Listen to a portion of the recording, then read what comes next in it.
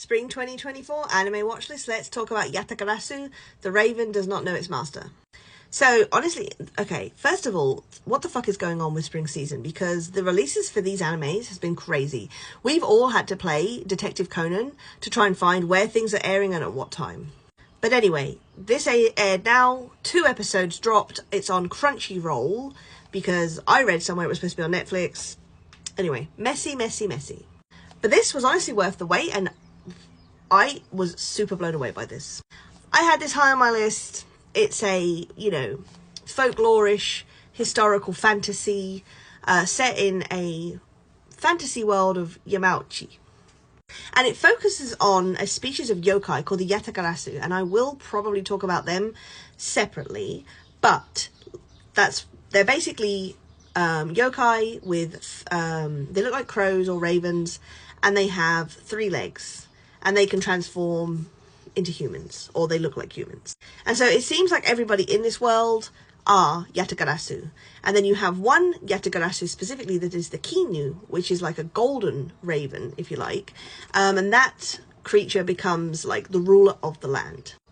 And so this actually has a very interesting power system and societal structure. So basically you have the royal family that sits in the center of Yamauchi, high on top of a mountain, in an incredible palace, and they take princesses from each of the sections of Yamauchi. So there's north, south, east and west, and they basically act like concubines to the crown prince, and I'm not sure exactly what they have to do, but one of them will be chosen to be his bride, basically.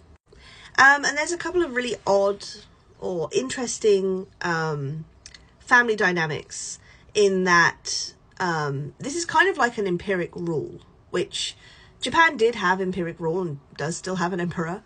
And it functions, it's kind of a mix between Japanese and Chinese empirical rule. And Yatagarasu are actually a folklore, not just from Japan, but from China too. But essentially, concubines exist in this world. So, you have the emperor, the empress, and then you have consorts and concubines, ladies in waiting, all that stuff. If you've ever seen the Apothecary Diaries, that is actually a really great explanation of how ancient China did its thing. And Japan was very similar, actually.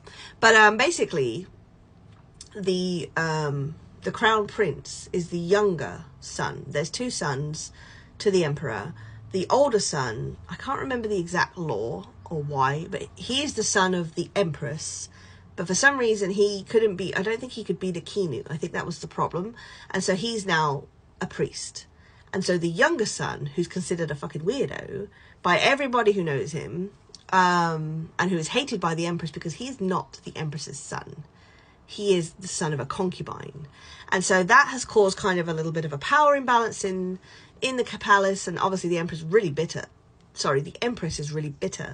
that her son, her only son, is never going to be the ruler of Yamauchi. It's planned to be this dude. But she still has to do her empress-like duties, and she's kind of shady with it, to be honest. So anyway, that's that. He has 4 princesses, 1 from each part of the land. They're all very different, who are to be his... they're not even really consorts because he doesn't visit them at all.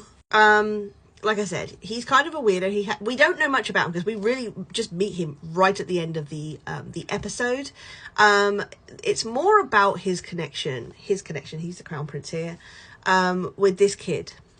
And so this kid is from the north, and he is the middle son of basically the town's ruler, or whatever.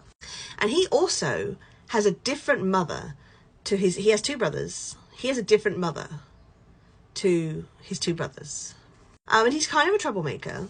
And he gets into an altercation with some court Yatagarasu. Because again, there's hierarchies here too, of course.